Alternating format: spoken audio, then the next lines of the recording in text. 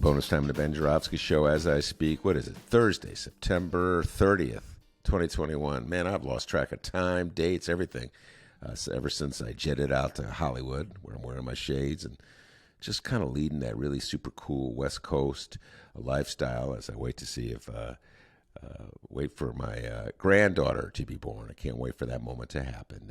But anyway, still doing the show, still dutifully doing the show. And to give you a sense of what's in the news today, I'm going to cite something that just popped across my news feed from WBEZ. Shout out to WBEZ. And my old friend Hunter Kloss, excellent journalist for WBEZ. And he wrote this, and this is kind of relevant to the conversation I'm about to have with my distinguished guest. About half of Americans support Biden's vaccine and testing mandates, poll finds. And here's the lead. About 51% of Americans say they approve of President Joe Biden's sweeping mandate that millions of workers should be vaccinated or face regular COVID testing, according to a new poll from the Associated Press, NORC Center for Public Affairs Research. About 34% disapprove, and 14% hold neither opinion. The 14% always kills me. So confusing. I don't know. I'm going to watch the Bears play. Anyway, the poll also found Democrats overwhelmingly support the mandate, while a majority of Republicans disapprove. The point I'm making is that a majority of the people support a mandate. And yet the Democrats struggle. They struggle. So they've got the people on their side on almost every issue, ladies and gentlemen. And they struggle. My beloved Democratic Party is just so bad at playing the game of politics. And we're facing a crisis as a result. And that's as good a time as ever to bring on my distinguished guest because he's got a lot of thoughts on this matter. So as I do with all bonus guests, I ask my distinguished guest to introduce yourself. Hello, my name is Miles Kampf-Lassin. I'm a web editor at In These Times magazine, a local progressive magazine in Chicago, but we cover national issues, especially the labor movement and progressive politics. Also write for various publications, including Jacobin magazine, and love to come on here, the Ben Joravsky Show, and talk about the what's going on in the world. So happy to be here. Yeah, it's always a blast talking to Miles. He's a regular on this show. Sometimes he's a bonus guest. Sometimes he's on the regular weekday show. And Miles, I said, Miles, what do you want to talk about? And you put it very succinctly. And now I can't find my notes. Isn't that embarrassing? Oh, yeah. The dark heart of the American right. And we'd spent about 5 minutes chatting, ladies and gentlemen. I wish we were recording that part of the conversation, but we'll recreate it right now as much as we can. The dark heart of the American right, nothing less than sort of a coup, a long-standing coup. The Republicans are initiating, and they have been since the last year or so, Donald Trump administration. Go into more detail, Miles, as to what you were getting at when you said the dark heart of the American right. There's really two issues that have been uniting the conservative movement in America since the 2020 election, when it became clear that Donald Trump was not going to win enough votes to become the next president.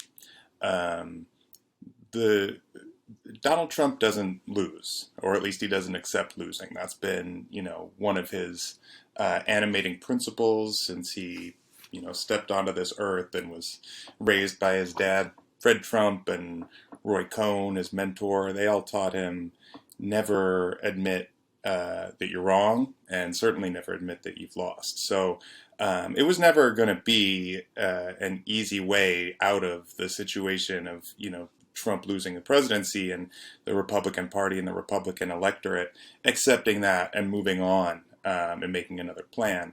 That said, I don't think many people would have fully expected exactly what resulted from Trump losing. And those two issues that are uniting the Republican Party are, one, a disregard for democracy itself, certainly for democratic principles, which are once considered, the founding principles of America. Just casting that aside and purely looking at politics as a game of power and seeing how to defeat enemies and opponents, i.e., the Democrats, through any extra legal, extra parliamentary manner necessary. And more, as we've gotten farther away from both the election and certainly the storming of the Capitol on January 6th, I think that's only become into clearer view just how radicalized against democracy the Republican Party now is.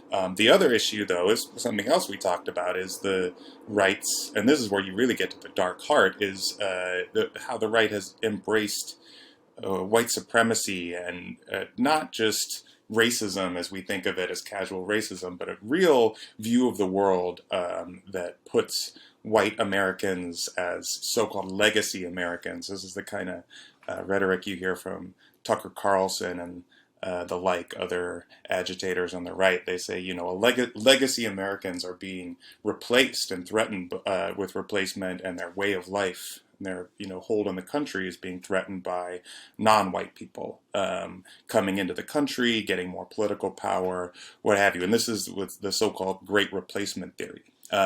That's not what everyday Republican voters, I think, are talking about, but it is certainly what Fox News viewers are being crammed down their heads when they're watching the television, and it is what is motivating the mainstream establishment Republicans at this point, because they're just waging full-on culture war, which is based out of a sense of white grievance. So that anti-democratic, anti-electoral approach to politics and this white supremacist laden view of the world have left us with a truly radical party here that is working full speed to set up the next election so that Democrats can essentially never win again, and so that they can enact a pretty clearly right-wing reactionary agenda on the country. I mean, just look at the recent Supreme Court rulings around shutting down abortion rights in Texas as an example of the kind of vision that the right wants to put forward and have cover everyone in this country, not just those in so-called red states. So I think that understandably there's a lot of focus right now in the news and in the news cycle on what's going on with the Democratic Party fighting over this infrastructure bill and Dems in disarray. But we shouldn't lose sight of just how dangerous and toxic this movement on the right is. And there's been a number, we can get into it, but there's been a number of reasons for concern and alarm lately, none more so, I think, than this John Eastman memo that just came out this past week that kind of laid out the plan that was meant to steal the election. So, they didn't stop the steal in 2020, but I think they might actually carry out the steal in 2022 or 2024, and I think that's something we all, especially on the left, but across the political spectrum, should be worried about and aware of. And what Miles said was carry out the steal, S-T-E-A-L. And the John Eastman memo. Go a little more specifics on Miles about the John Eastman memo.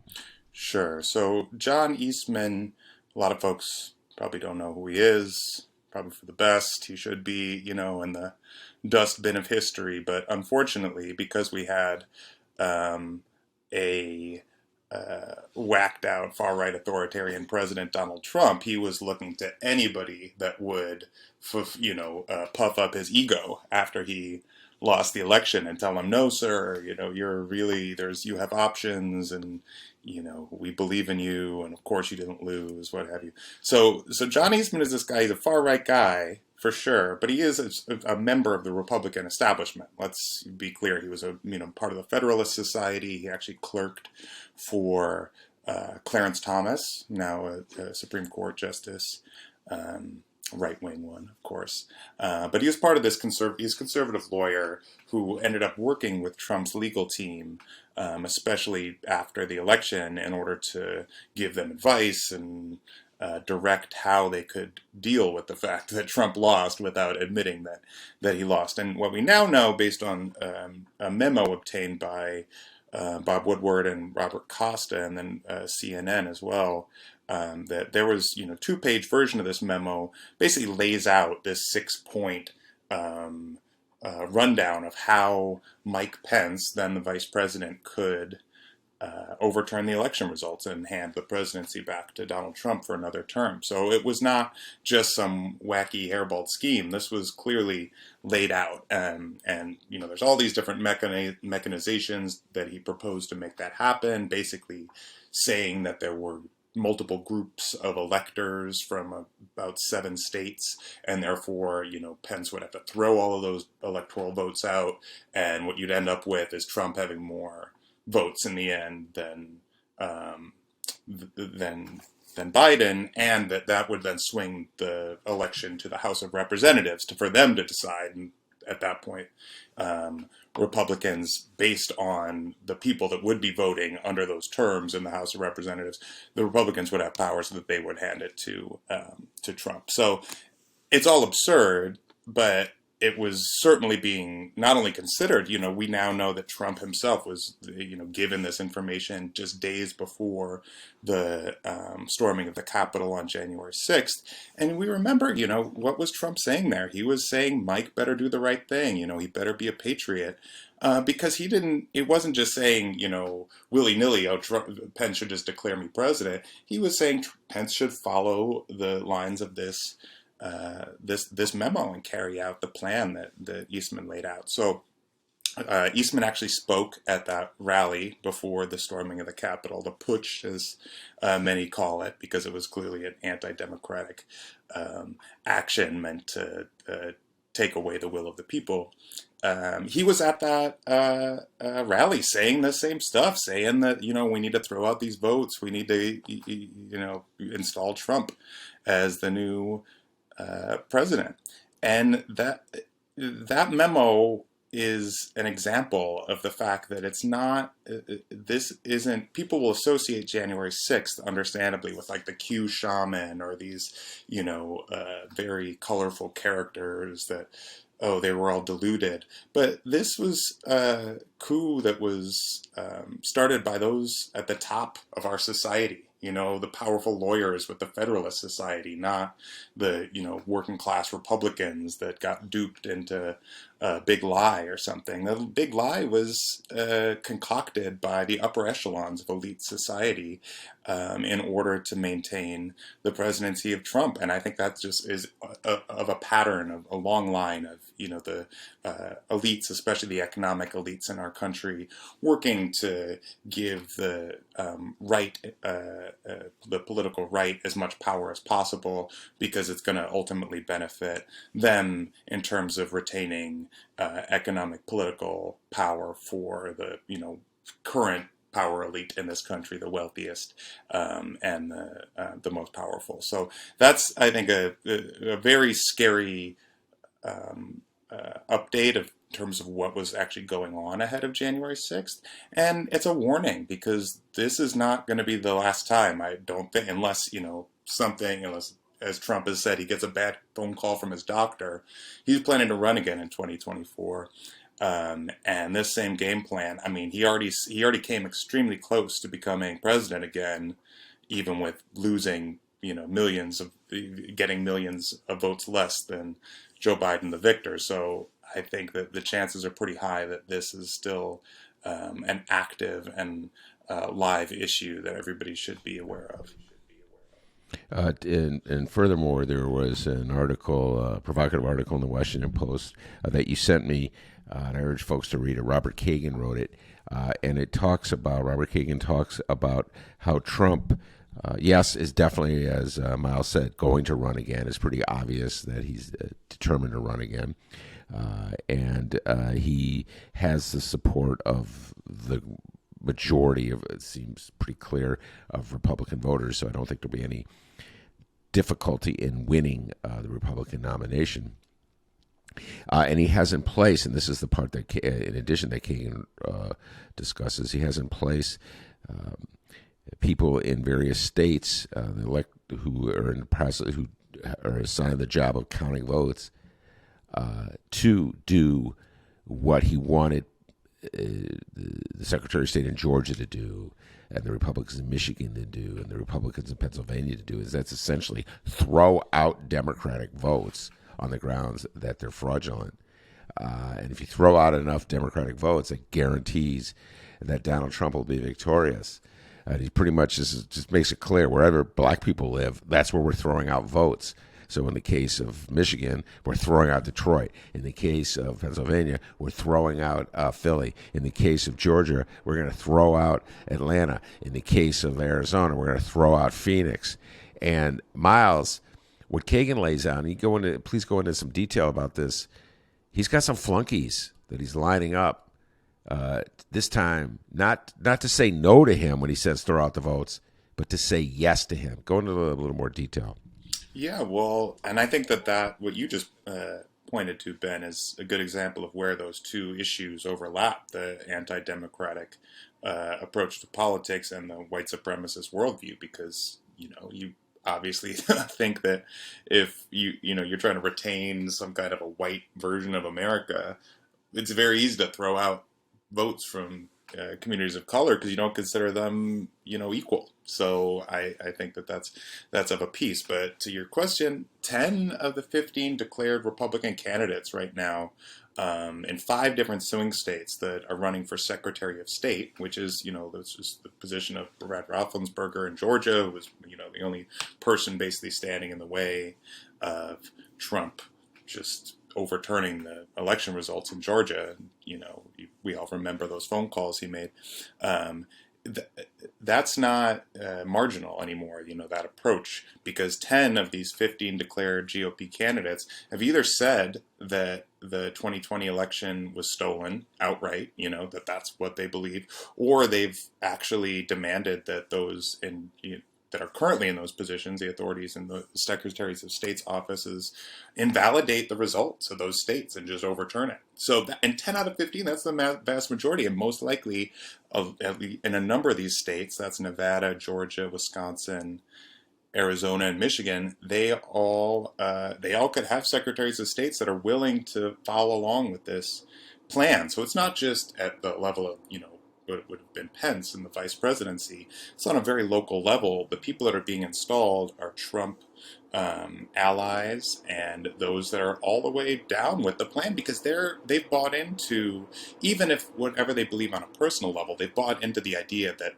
saying the elections were stolen and trying to gin up public sentiment against democratic outcomes is for their benefit politically, and certainly for the benefit of whatever kind of politics they're trying to enact across their state and their country. So it's really taken hold at a local level, and we can already see how Trump is interacting. He's endorsing candidates that say that they think the election was stolen. In Georgia, he's on a warpath against both Brian Kemp, who's done everything possible to cozy up to Trump, but still is on his bad side because somehow he didn't, in the end, hand the election there to Trump, and Raffensperger as well, as I said. So, Trump is playing a role in this, but it's also just, this is where the contemporary GOP is. This is the kind of candidates that are, winning primaries. This is what they've decided. All the leaders of the Republican Party, they've decided to cozy up to this and treat it as their, approach to how they're going to respond to losing the presidency. A lot of times, when political parties, they have some kind of a reckoning, right? When they lose a presidency, it's very rare for a first-term president to lose in a midterm. It doesn't happen very. It happened to Jimmy Carter, but it's happened to George H.W. Bush, but it doesn't happen very often. So you'd think that there might have been some reckoning, but instead they've just doubled down on Trumpism, and I think it's because there's a real fear of what Trump can do. He's already shown himself to be powerful when it comes to primaries and local elections and being willing to do anything basically to get his way. So so to your point, this is, as Kagan points out in that piece as well, this is really taken hold, and it seems to only be growing more stronger. Also, Republicans, they've proposed or passed measures that would, I think there was like 16 states where they would shift the they would take the authority over the election away from the people like the Secretary of State or the governor and put it in other people's hands. So even if, these anti-democratic secretaries of state don't win in other states, including in Arizona, they're just saying, hey, we're just going to hand it to like the local Republicans, whoever they are, to be in charge of the elections. And that's kind of what happened with this ridiculous audit in Arizona. And people, what happened with that, to update listeners, what happened this past week is the results of that absurd Maricopa County, Arizona election audit. I say audit in quote marks because it wasn't really an audit. It was a private-led effort to interrogate the election results. They found that Biden actually won more votes than initially expected. So, it seems like, and they've wasted millions of dollars of taxpayer money to do that. It didn't change anything in terms of the election outcome. But what people have taken from it, what certainly the Republicans have taken from it, is that, it exposed fraud, and it just showed how we have so much fraud and we need to crack down on fraud. That's just a precursor and a justification for carrying out these kind of anti-democratic policies and versions of legislation across the country. So again, it's pretty alarming what's happening, and it's not being covered as much because the right is not as much in the mainstream of the news right now because Democrats are in power in Washington. But what's going on at the grassroots on the right is some scary stuff. And what's funny? That was a great recitation, Miles. Appreciate it. I was listening to it. And I was thinking, in Illinois, and I follow Illinois politics pretty closely, and I follow already the governor's race in Illinois. In Illinois, the Republican candidates for governor who are vying for the opportunity to replace J.B. Pritzker play this game where they court the hardcore right, MAGA, that swears allegiance to all of these efforts that you've just outlined. They court them. So, like, the vote was stolen. We have to change election law to put Republicans in charge of the process so they can throw out Democratic votes. Unbelievable. And even replacement theory, etc., and abortion, anti-abortion. And yet,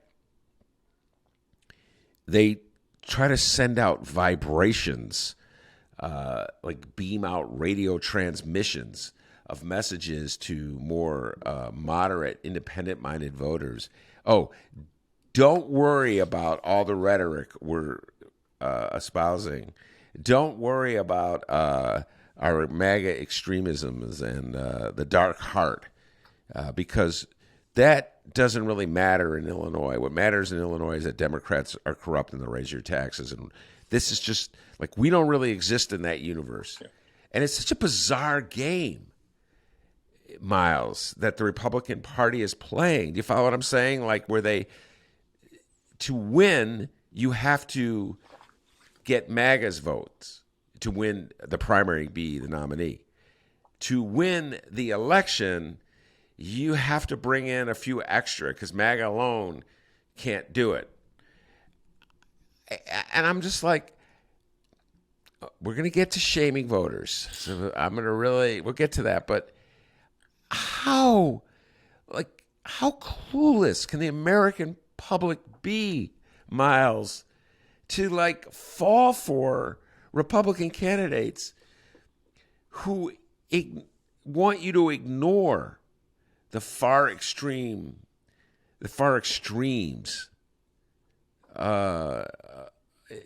that control their party. It's really a bizarre schizophrenic game that they're playing. I'd love to get your thoughts on it. I agree. I think that there's no, when you look at liberal or Democratic run states, especially Illinois, that gives you a better indicator of kind of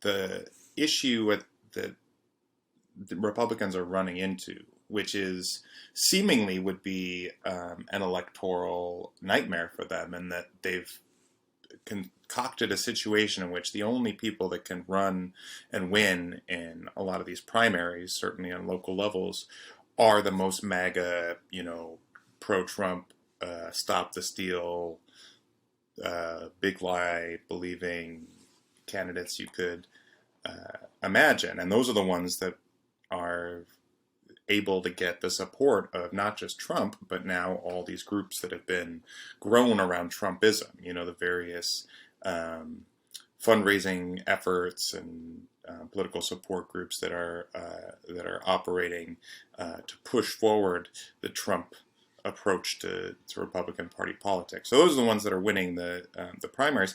But you're right; those are turn off voters. Especially when it comes to statewide elections. But even in a lot of these, districts that could flip either way. So that's where the anti-democratic stuff comes into play, because it's like they know what they're offering is not what is going to win majority support. It's becoming an increasingly minoritarian party, in large part because of demographic changes in the United States, and the fact that the traditional older white voters for Republicans are both becoming, naturally, because they're growing older, and there's a new generation coming up.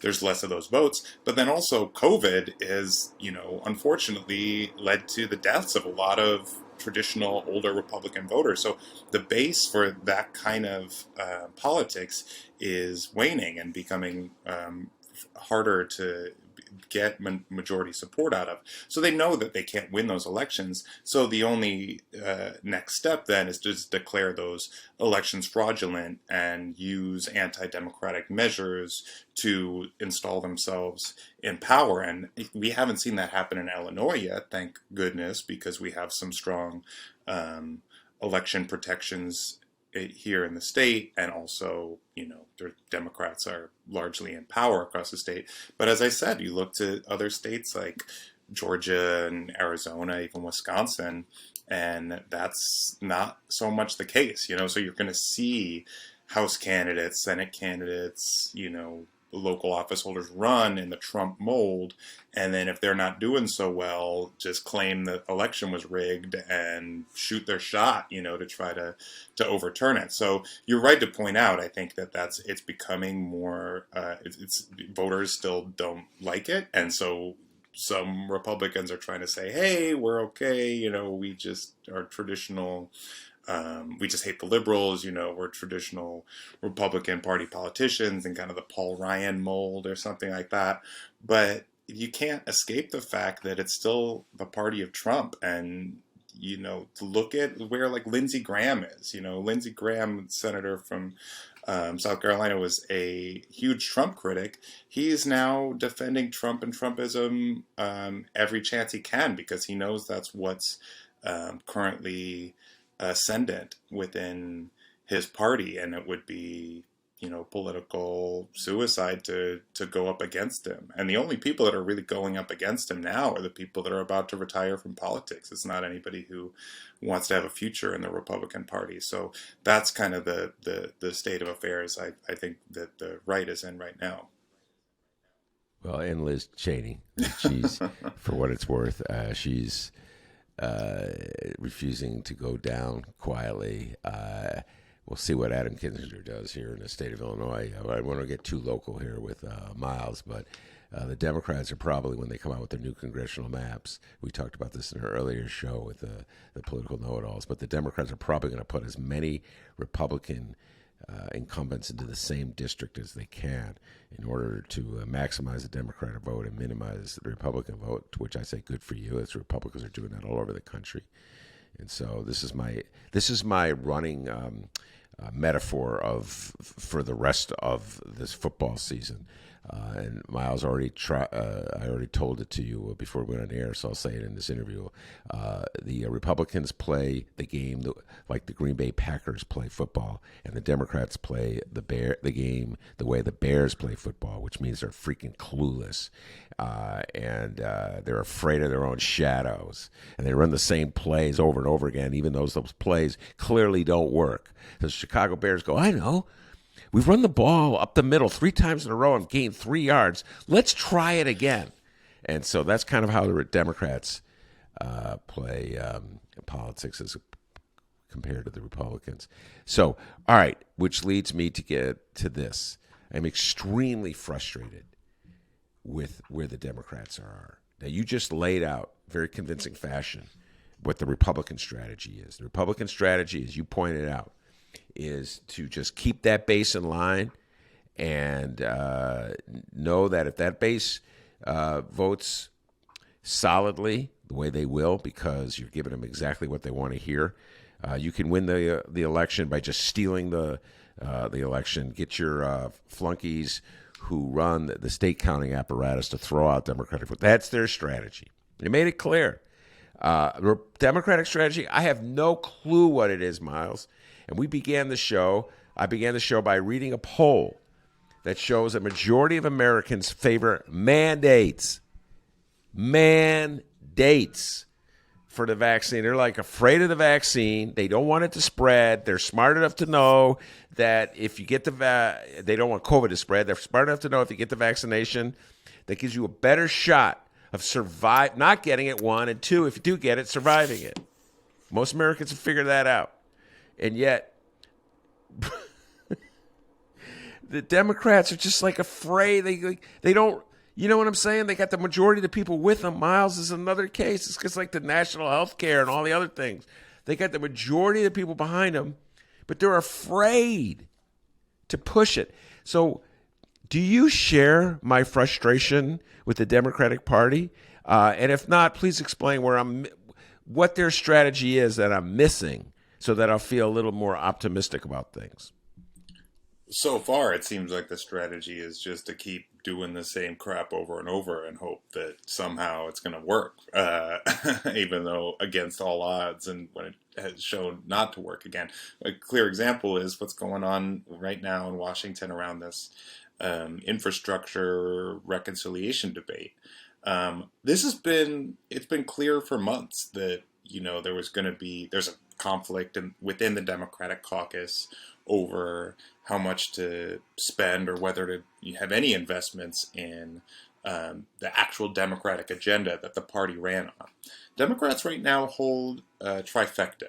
That comes around about every 10 years in American politics traditionally. Certainly for Democrats, maybe even less, to have the White House, the Senate, and the House of Representatives all in Democratic control. So you get a shot, and that shot's really narrow too because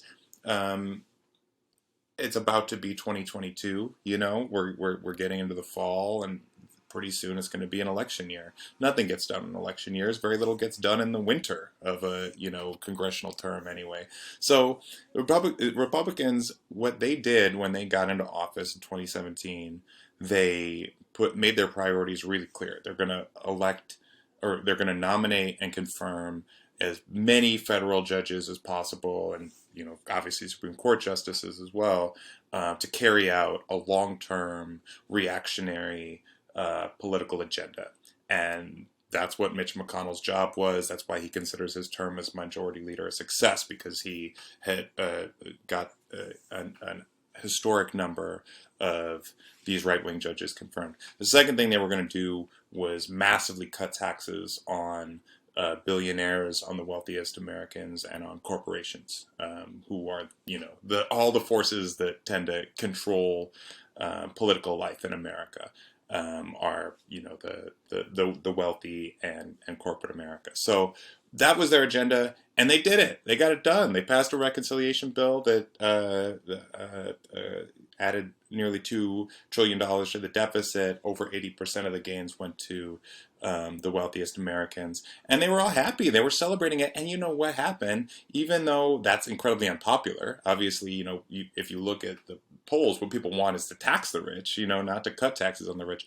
But because it seemed like they were getting something done, approval actually went up. That was Trump's highest approval rating, was right after they got that bill done. Because voters like to see that you're doing stuff, when you get into office. The Democrats have proposed a lot of really good things. And the American Rescue Plan that Biden signed into law early in his presidency did do a lot to mitigate some of the worst effects of the economic crisis that resulted from this god-awful pandemic.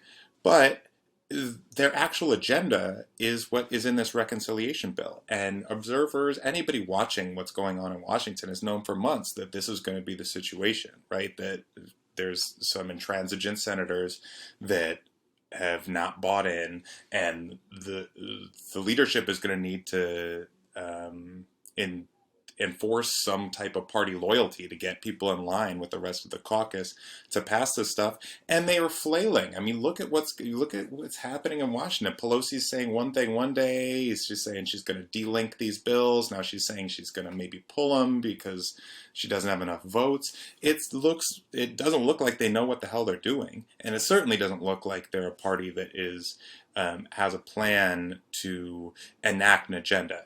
On one hand, I'm incredibly pleased that there's, in many ways, the left wing, the progressives, the Bernie Sanders wing of the Democratic Party have gotten all the forces, the Democratic leadership, from Nancy Pelosi to Chuck Schumer to Joe Biden, on board with passing this agenda that is contained within the reconciliation bill. It's whether it's child care, free college, free pre-K, negotiating pharmaceutical drug prices to lower costs and to get more availability, expanding Medicare, extending the child tax credit, finally getting paid family leave, something that the U.S. is the only developed country in the world doesn't have. All these things are what Democrats ran on and won on in 2020, and it's all in this bill, and they can't even get a commitment from the caucus to support it, even though, over 90% Democrats support it. But if this was Mitch McConnell running this thing, I think it would have already been passed. And it just goes to show, I'm not, whip counting, right? I'm not in Nancy Pelosi's position, but it's pretty clear that when Republicans are in power, they know how they're going to take care of their priorities, and Democrats are not not showing themselves capable of doing the same. They're relying on their offensive line, and their rookie quarterback just keeps getting pummeled time and time again, basically. No, what the Bears do is they run the same plays, regardless of who the quarterback is. So you could have some old veteran like Andy Dalton who's immobile, and you could have a fleet-footed rookie, Justin Fields, and they're running the same play. They're the most clueless contingent of football minds I've ever seen. And I think that's the analogy I'm going to use. I'm going to write it in a column. I also feel, and I'll get your thoughts on this, and when you were riffing about Nancy Pelosi and Schumer, the Democrats run either against their base or away from their base. And this goes back to Clinton, Obama, David Axelrod, Rahm Emanuel.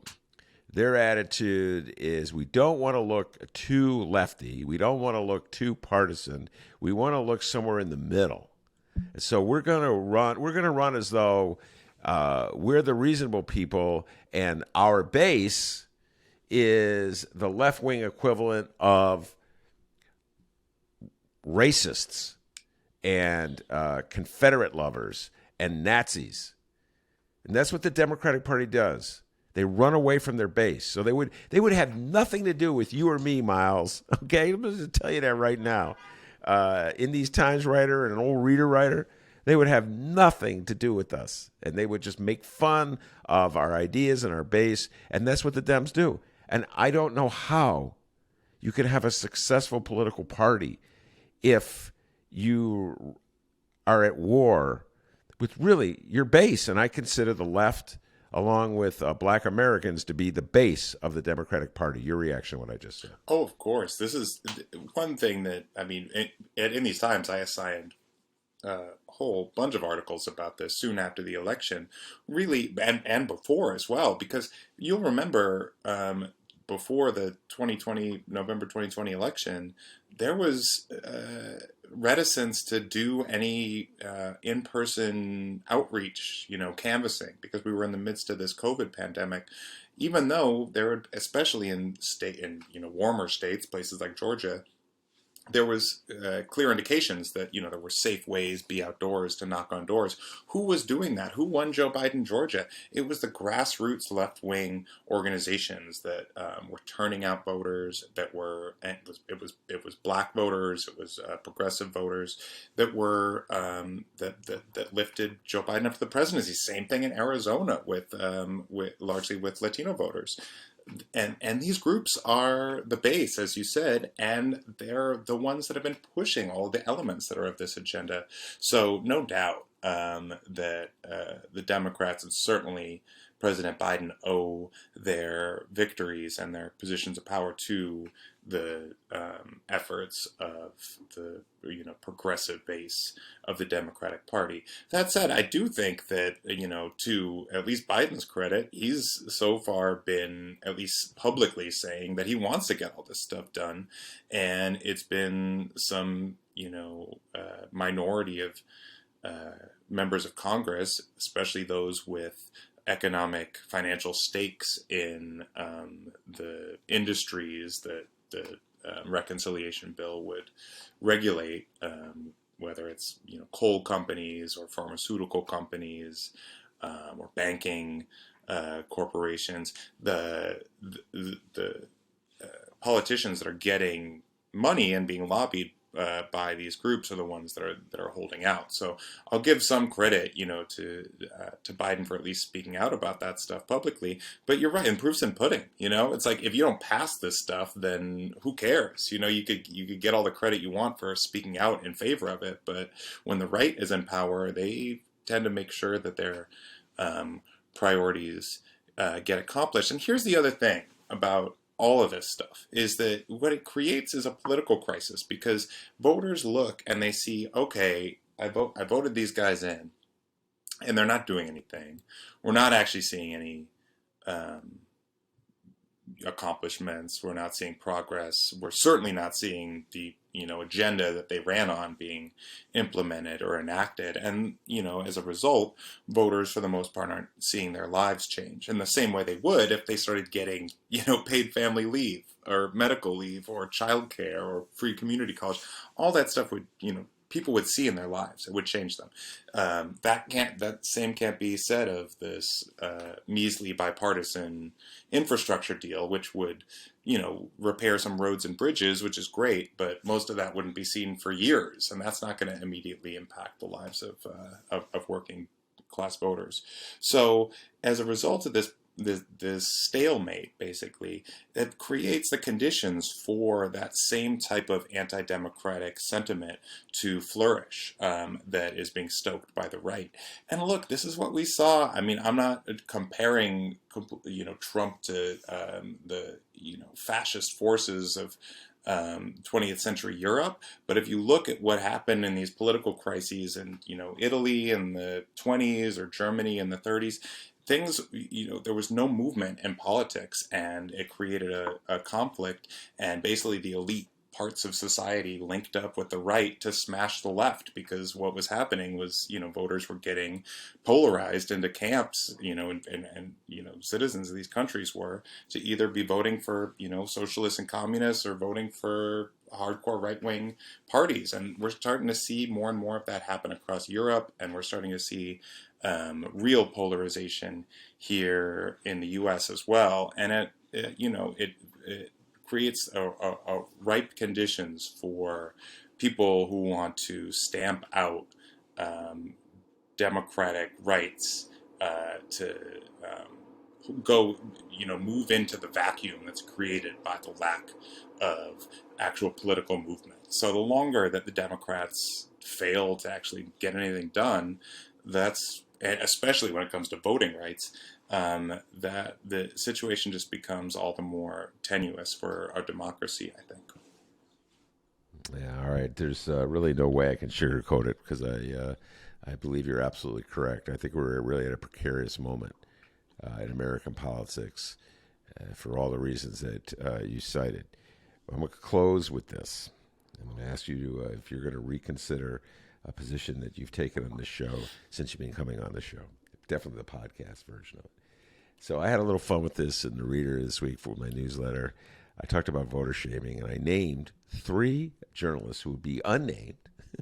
But I did say that one was named Miles, and the other was named Mike, and the other was named Sarah. And they all wrote for In These Times. I had a little fun with it. And, of course, one is the man I'm talking to now, Miles Kampf-Lassin. And they have cautioned me down for the last couple of years not to shame voters. Particularly, we started off with Trump voters. We were talking about Trump voters in Michigan and Wisconsin, et cetera. Very right. I think you had a great point that all 3 of you made, that to a certain degree it was the inadequacy of the Democratic candidate, Hillary Clinton, in particular 2016, and their platform, that caused as much problems as Donald Trump. And so that turned off a lot of people. So you just stop shaming them, Ben, and you can win them over by just being logical and listening to them and hearing them out. So I've kind of been wrestling with this one, the Miles, because it goes against every instinct I have, which is to shame people.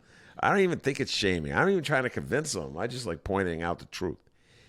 But then I saw 51% of America favors mandates. And I'm looking at LeBron James in the NBA, the leader of the NBA. He's effectively the most powerful person you could argue in the NBA. Maybe Adam Silver tied with the commissioner. A man who when he steps on the court, he steps on the court to win. That's the only reason he's on the court. He's all about winning. And when he does a business deal, he's in it to win. And he's always putting his will out. That's what makes him so great. He's got a strong will. So he started the season. He's like, well, they asked him about the mandate, about the vaccine. He goes, well, I was very skeptical at first, but after doing much research, I decided to get vaccinated. But I'm not going to hold anybody, I'm not going to criticize any players who disagree with me.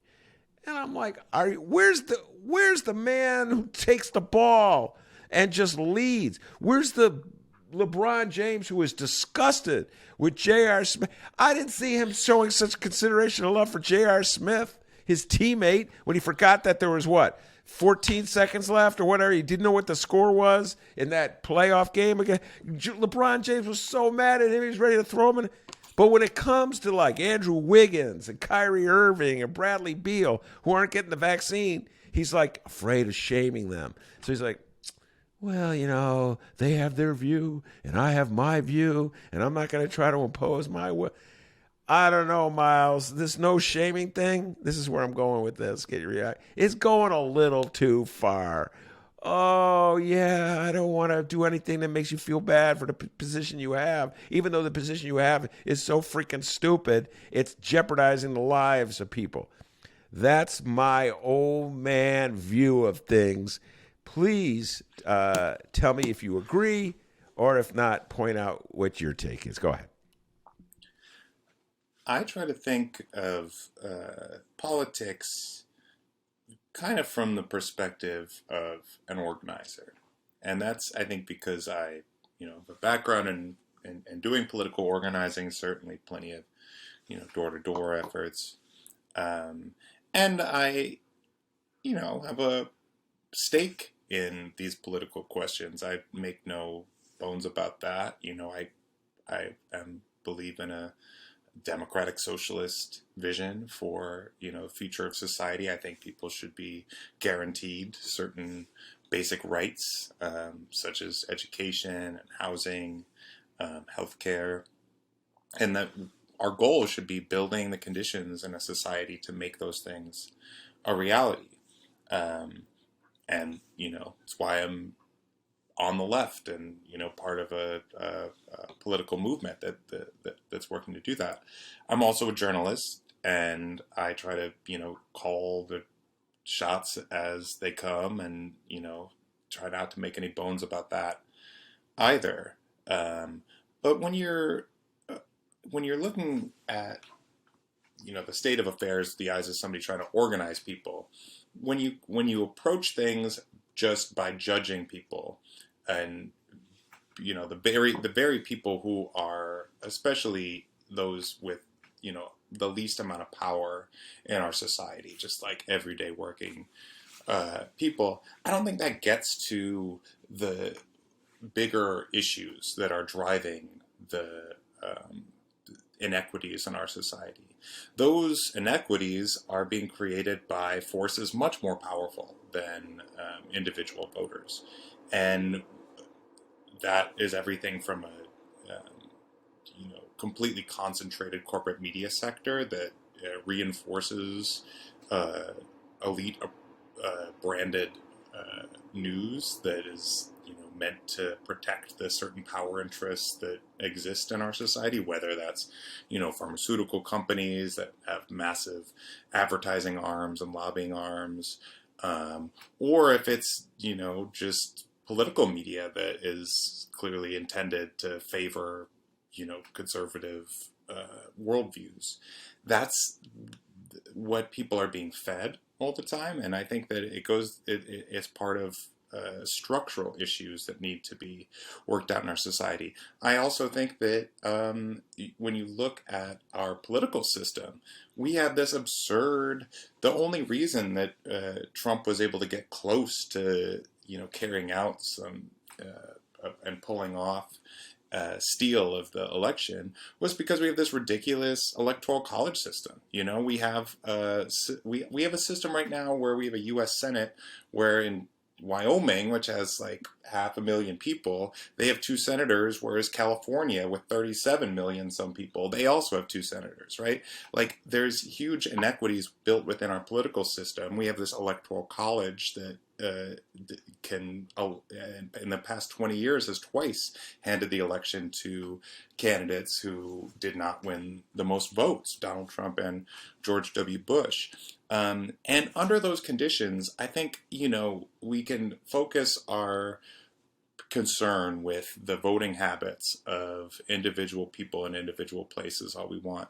But until you start to actually change the political structures in our society that create the conditions under which, all of these things take place, I don't think you're really working to build the more equitable, just society, but you're rather just focusing on individual people. And it feels good to shame people in a way, because we want to have we want to have our own worldview be accepted and understood and reified and what have you. But changing actual political conditions and changing people's material conditions requires going a step beyond that, I think. And the people that need and deserve shaming are the ones that actually hold the power. The billionaires that are spending their fortunes to make sure that their taxes are not going to go up in any budget bill. The corporate media titans that are pushing anti-vaccine conspiracy theories at the same time they're fully vaccinated. Like, there's so many people that are not getting the shame that they deserve to get right now. So many people that hold so much power. I just personally feel like it's kind of a fool's errand to be focusing so much on the individual actions of voters when we know that, just like what you said before, Ben, like, the majority of Americans even support a vaccine mandate, even with all this crazy anti-vax conspiracy stuff that's floating around on the web and on the through conservative media. Look at the policies in the reconciliation package, whether it's child care or expanding Medicare, any of this stuff. It's huge support, way more than you would expect in a polarized society. You've got like 80% of people saying they want to expand Medicare to cover dental and vision and hearing. That goes to show to me that, like, when it comes down to it, like, voters do know that they do have generally progressive views on how our society should change. It's just they're not being offered up an actual political alternative that's carrying those things out. And if the Democratic Party steps up and enacts this agenda, I think that they will be benefited, at the polls, and we won't have to shame as much. But that's on the people that are in positions of power. It's not so much on everyday voters. So I don't know. I don't want to have start a flame war with anybody that's in the business of shaming, because you could have the morally correct position, but if you want to change the way people act, the problem is, one last thing I'll say on this is that I think that myself, as I said, socialist, I kind of have this materialist outlook on the world. Trump has managed to do something very different, whereas he's like be able to move beyond the very people's basic material things and create himself as a stand-in against all the forces that seem to be built up in the conservative imagination as the ones that are keeping down our freedom, whether it's the queer people or socialists or the liberal media or any kind of establishment. Like, as much as Trump didn't carry out an agenda that would serve his constituents, working class, whatever Trump and the Republicans claim their party serves, he was able to be a useful stand-in to be say he's fighting against all of these other forces. And he wasn't exposed as much of a fraud as I think he should have been and still should be. But in order to do that, you've got to provide him that alternative that I talked about. And I think that until that alternative presents itself, unfortunately, the right is much better able to capitalize on resentment in our politics than liberals or the left has been able to, and that's a problem that needs to be fixed through politics. So I hope that that Democrats and people on the left are able to carry out that feat. Well, that was really good. I have to admit, I found that convincing. I'm momentarily going to stop shaming for at least 24 hours. But I have to close with just a direct question. Wait on. Didn't you wish that LeBron had gone after the Andrew Wiggins and Kyrie Irving like he went after J.R. Smith? Didn't you wish he had done that, used his huge platform? He's got 50 million followers on Instagram. Didn't you kind of wish that he'd gone after him hard? Yeah, well, and LeBron, to be clear, I mean, LeBron is a esteemed member of the top tier of our society, so he's not exactly the person I'm saying. That said, he is a worker. I won't lie. I mean, he's part of the NBA union. He's not necessarily in the ownership class, but he's not. I think you could shame LeBron all you want. I'm not trying to stop anybody from doing that. Okay. To be clear. No, I wanted LeBron to shame. LeBron was the one who pulled his punch. Yeah. Well, here's the LeBron thing. I do could have shamed, and instead he goes, well, they got their view. I got my view. J.R. Smith had his view about how many seconds was left on the clock. I had my view, I didn't see him say, J.R. Smith had his view on the shot. He was so mad. He was shaming J.R. Smith. That's shamed J.R. Smith. That's true. I would say that there's maybe a 12-dimensional chess, perspective on the whole thing. That's LeBron knows, especially within, certain segments of Black community and across the country, obviously in the white community too. But in terms of the NBA fan base, there's a lot of hesitancy that some of it is well founded about mandates and vaccine stuff, and that he was trying to appeal to those people that have been, the Nicki Minaj's, whatever, that are saying, you do your research. He was kind of saying hey, I did the research and you should still do it, to try to appeal to those people rather than taking a more, direct approach of just saying, hey, if you haven't gotten the vaccine, you're screwed up or something. I mean, I think if you're looking for a better example of an NBA player talking about the vaccine, look at what Damian Lillard said, in his media day. He was basically look, I respect people. He also said he respects people who want to, do the research, but he was I need to protect my family and the people that I care about. And that's what this is about. It's not about me. It's about, creating the conditions so that I can be around people and everybody can be safe. And so, I think that the Dollar Dame is a better example of that stuff than LeBron necessarily. But also, hey, look into can I just really quick give a plug, because our Chicago Sky WNBA team right now going on a deep playoff run. They're playing the Connecticut Sun tonight, which is Thursday night. When listeners hear this, they'll probably be about to. I'm going to the game on Sunday. They're playing it back in Chicago here against Connecticut. The WNBA is like 99% or like near 100% vaccinated. The NBA isn't anywhere close to that. So if we're really looking for an example of like a sports league that is doing vaccine communication correctly, it is the WNBA. So got to give a shout out to the WNBA and specifically to Candace Parker and our staff. All right, very good. That's as good a spot as Eddie to leave it. That's a good shout out, and you're absolutely correct. Kudos to the WNBA. They're leading the way as always. Miles Kampf-Lassin, really appreciate you taking the time to come on the show. It's always a blast talking politics with you, and I'm going to really do my best not to shame, at least for the next 24 hours. So that's Miles Kampf-Lassin. I'm Ben Joravsky. Take care, everybody.